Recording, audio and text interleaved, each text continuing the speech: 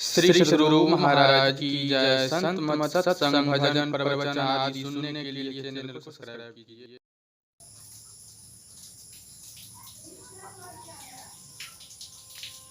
जय गुरु। दी biography of सतगुरु महर्षि में ही परमहंस जी।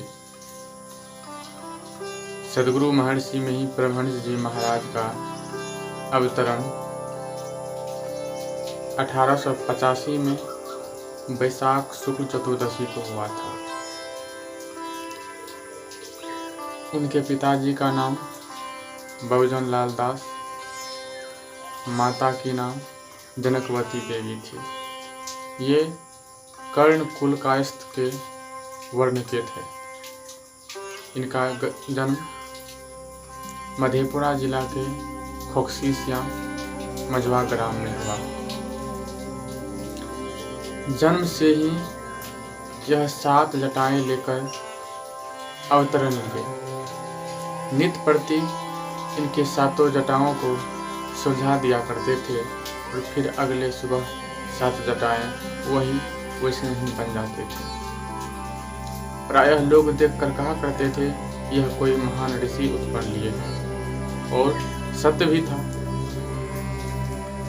सतगुरु महाराज की माता बचपन में ही चल बसी और उसका लालन पालन उसकी बड़ी बहन ने की। सतगुरु महाराज ने अपना प्राथमिक शिक्षा गांव में ही अर्जन किए और उसके बाद 9वीं 10वीं की पढ़ाई के लिए उसका जिला स्कूल में नामांकन कराया गया। और जब जिला स्कूल में नामांकन कराया गया तो वहाँ पर यह पढ़ाई में तो बहुत तेज थे ही, पढ़ाई करने लगे। एंट्रेंस की परीक्षा में इंग्लिश में एक शीर्षक आया, for the structure we rise. इसी तरह से शीर्षक था और वह शीर्षक का पूरा अर्थ लिखते लिखते उनके मन में वैराग उत्पन्न हो गया और उन्होंने कहा सभी का जो है सुकर्म और कुकर्म पे ईट से यह जीवन बनता और बिगड़ते रहता है। और इसका पूरा व्याख्या करते करते उसके मन में वैराग बहुत ही उत्पन्न हो चुका और जिसके कारण यह अर्थ लिख करके और अंत में लिखे राम सब काम बिहाई, यानी कि एक चौपाई जो है वह रामायण का लिख करके और उसका अर्थ स्पष्ट करके वह स्कूल से विदा हो गए। और फिर वह पुनः कभी भी स्कूल नहीं गए। मन की शांति के लिए, जीवन की कल्याण के लिए मेरा उद्देश्य किस लिए हुआ है, यह सब तरह के प्रश्न को जानने के लिए गुरु की खोज करने लगे। गुरु की खोज में उन्होंने कई जगहों भटके, अनेकों तरह की कठिनाइयों का सामना किए। नेपाल गए, अनेकों तीर्थ स्थान गए, लेकिन मन अस्थिर नहीं हुआ। उसके बाद रामानंद स्वामी के शिष्य बने, उससे शिक्षा दीक्षा लिए, उनसे मानस जप मानस ध्यान का जो था क्रिया वो जाने और करने लगे और उसका सेवा खूब करने लगे। उसका सेवा करने के बाद भी जब उसका मन शांत नहीं रहता था, चंचल मन पर जब वह अस्थिर नहीं हुआ, यह फिर चिंतित रहने लगे, विचलित होने लगे कि अब कैसे होगा। और उसके मन में था कि ऐसा कोई पंथ, ऐसा कोई संप्रदाय है जो सबों को मान कर लेकर चलते हैं, सबों को जो है एक साथ लेकर चलते हैं। और इसका मनोकामना पूर्ण हुआ बाबा देवी साहब के शरण में जाकर के। उनका एक शिष्य था और वह शिष्य ने जब इनसे मुलाकात हुई, वार्तालाप हुए, तो उससे काफ़ी प्रभावित हुए और कहा कि ये संत मत है। अपना ये प्रश्न रखे कि संत मत कैसे है, तो सभी संतों के मत का वाणी सुना करके इसको समझाए, व्याख्या किए। यह काफ़ी प्रभावित हुए और बोले कि सदगुरु महाराज कौन है? तो बोले कि देवी साहब हैं। फिर देवी साहब के आदेश के अनुसार उसका शिष्य ने उसको मानस जप, मानस ध्यान और दृष्टि साधन का क्रिया बतला दी। और संजोग की बात है, उसके कुछ समय के बाद बाबा देवी साहब भागलपुर आए और मेही बाबा से बातचीत हुई। मेही बाबा उसका दर्शन किए और उसके दर्शन करके इसको लगा कि हम पहले भी कहीं मिले हुए हैं, पूर्व जन्म का ऐसा संस्कार था। और उसके बाद बाबा देवी साहब ने इसको सदियों की क्रिया ही बतला दी और इनको कह दिया कि यह क्रिया तुमको हम पहले बतला देता हूँ और पहले तुम तीनों क्रिया पूर्ण होने के बाद ही शब्द साधना करना। और उसके बाद सतगुरु महाराज गांव आ गए और गांव आने के बाद बीच बीच में जब सत्संग हुआ करता था तो पत्र लिखा करते थे। पत्र का उत्तर आने पर जहाँ जहाँ बाबा देवी साहब का सत्संग बिहार में हुआ करता था वहाँ पर जाते थे, तन मन धन से सेवा किया करते थे। एक बार बाबा देवी साहब ने कहा, मेही तुम अपना जीवन कैसे बिताना चाहते हो? बाबा मेही ने कहा कि मैं मधुकरी जीवन बिताना चाहता हूँ। इस पर सतगुरु महाराज बाबा देवी साहब ने कहा और वहाँ पर शिष्य सब थे, कहा देखो मेही जो है यह अपना जीवन जो है मधुकरी बिताना चाहता है। इस पर बोले देखो स्वावलंबी जीवन बिताओ तब तुम्हारा तपस्या अधिक से अधिक फलदायी होगा।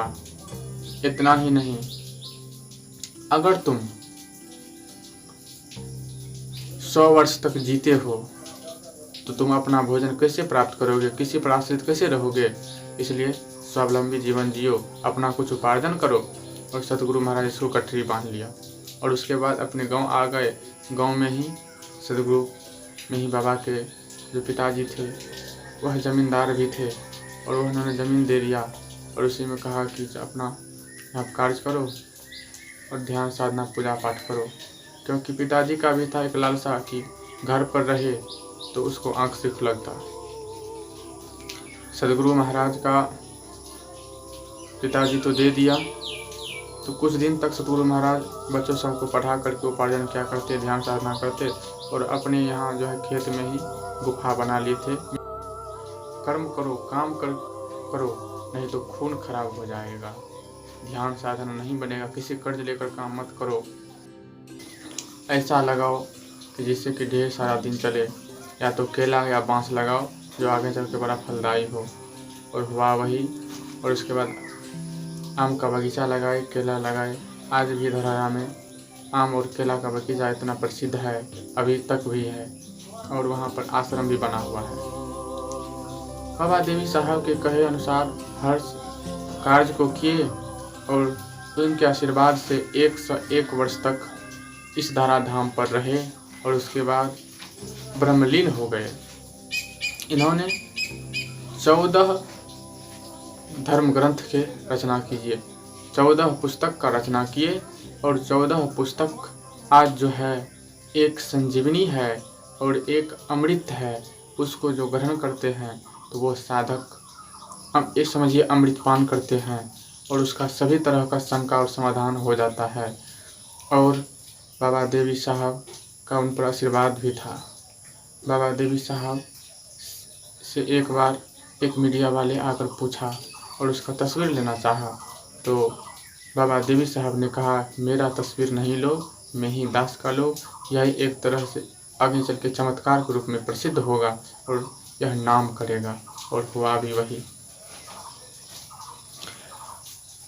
उसके बाद कुप्पा घाट में जाकर के 18 महीना कठोर तपस्या किए और उसके बाद सब साधना करके पूर्ण संत बन गए और बाबा देवी साहब के जो कथन था उसको पूर्ण किए, सदगुरु का वचन का पालन किए। और उसके बाद फिर गांव-गांव जा कर के संत मत का प्रचार प्रसार किए और उपदेश दिए कि प्रत्येक जीव को जो मानव है उसका एक ही मकसद है, उसका जो ये शरीर मिला है परमात्मा भजन के लिए, संसार का कार्य करते हुए परमात्मा भजन कीजिए, तभी आपका इहलोक परलोक दोनों सवरेगा और इसी के लिए यह मानव शरीर मिला है। और उन्होंने कहा, जिसको कोई पूछने वाला नहीं है उसे मैं पूछूंगा, उन्हें मैं अपना शरण में लूँगा। यह बहुत ही एक अनमोल वचन है। आज के संसार में कोई किसी को पूछने वाला नहीं है, लेकिन ऐसे समय में सदगुरु महाराज ने 20वीं सदी में आकर के अपने शरण में लेना चाहा और शरण में लिए, कईयों का उद्धार किए, कल्याण किए। और आज भी उनके शरण में आकर के और उसके अनुसार बताए सजोती को जो करते हैं तो उसका कल्याण होता है। उनके प्रमुख शिष्य में संत सेवी बाबा और शाही बाबा, श्रीधर बाबा, दल बहादुर बाबा आदि का नाम प्रायः लिया जाता है और प्रायः यह उनके साथ में रहा करते थे। और इसका केंद्रीय आश्रम महर्षि में ही आश्रम कुप्पाघाट भागलपुर में है। और इसका प्रचार प्रसार आज विश्व लेवल पर हो गया है, क्योंकि इसका वो जो अमृत वचन है और उसका जो पान होता है तो यह लगता है एक संजीवनी है। इसका आज प्रचार प्रसार अमेरिका, रूस, जापान, ब्रिटेन, नेपाल, श्रीलंका और सोवियत जैसे देशों में, अनेक देशों में, सिंगापुर आदि देशों में हुआ है। आज विदेशियों इसमें ज़्यादा से ज़्यादा सम्मिलित होकर के अपने को भाग्यशाली समझते हैं। सदगुरु महाराज ने जापान की यूको फ्यूजिता को दर्शन दिया और वह खोजते खोजते भारत आ गई। जब सदगुरु महाराज का दर्शन किए तो वह कृत हो गई। तो ऐसे हमारे सदगुरु महाराज थे और हम लोगों को उपदेश दे करके, हम लोगों का कल्याण का मार्ग बतला करके 6 जून 1986 को इस धराधाम से विदा हो गए।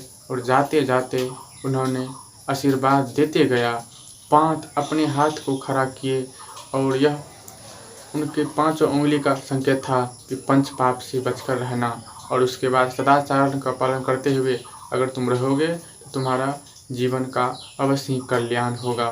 और सदगुरु महाराज कहा करते थे, मैं संतों के वाणी को समझते समझते पूरा समझ चुका हूँ और मैं इतना दृढ़ हो चुका हूँ कि कोई भी मुझे अब डिगा नहीं सकता है। तो ऐसे दृढ़ थे हमारे सदगुरु में ही बाबा और 20वीं सदी के महान संत हुए। जिस प्रकार से भगवान बुद्ध एशिया का किरण पुंज, उसी तरह से बाबा सदगुरु महर्षि में ही परमहंस जी महाराज संसार का आज विश्व किरण पुंज भी हम कह सकते हैं, क्योंकि यह सभी धर्मों को, सभी संप्रदायों को एक मत दे करके नाम दिया संत मत, और उसका पूरा प्रचार प्रसार संसार में किए। एक बार पटना में शायद विश्व धर्म सम्मेलन हो रहा था और उन्होंने वहाँ पर जो एक सभापति महोदय ने पूछा कि ऐसा कोई मत है जो सभी मतों को एक करके चलता है, और ऐसा तो कोई महान मत ही होगा। तो वहाँ पर श्रीधर बाबा ने जाकर के कहा कि मेरे सदगुरु महाराज ने ऐसा किए हैं और उसका नाम रखे हैं संत मत। और ऐसा सुनकर सब गदगद हो गए और सब ने कहा कि यह एक अनूठा कार्य है और यह विश्व कल्याण के लिए कार्य है। हाँ संत सज्जनों, सदगुरु में ही बाबा विश्व कल्याण का ही कार्य किए और कल्याण कर रहे हैं। जो उसके बताए हुए रास्ते पर चलते हैं उसका कल्याण अवश्य होता है। आज भी मनोयोग पूर्वक मानस जप, मानस ध्यान, दृष्टि साधन और सूरज शब्द योग क्रिया करते हैं तो वह इहलोक परलोक उसका सवर जाता है। यह आवागमन का चक्र नष्ट हो जाता है और वह भी पूर्ण संत बन जाते हैं। संत मत में तो यही एक खासियत है कि यह संत ही बनाते हैं, गुरु ही बनाते हैं और पूर्ण करते हैं जो सदगुरु महाराज के बताए हुए रास्ते पर चलते हैं। और सदगुरु महाराज जो 14 पुस्तक का रचना किए हैं, वह एक ऐसा धर्म ग्रंथ है और ऐसा वह ग्रंथ है, उसको पढ़ने से आपके बाहरी संसार में, भौतिक संसार में जितना भी समस्या है, जितना मन में प्रश्न उठता है, सबका समाधान हो जाता है और उसका उत्तर आप सरल सरल शब्दों में दे सकते हैं। सरल सरल शब्दों में समझा सकते हैं। और अगर आप आंतरिक रूप से शुद्ध होना चाहते हैं तो सद्गुरु महाराज की जो बताए मार्ग है उस पर चलेंगे तो अवश्य ही कल्याण होगा। और सद्गुरु महाराज ने ही उपदेश दिए और उसके उपदेश का सब पालन करते हैं। और सद्गुरु महाराज के चरणों में यह जीवनी समर्पित। श्री सद्गुरु महाराज की जय।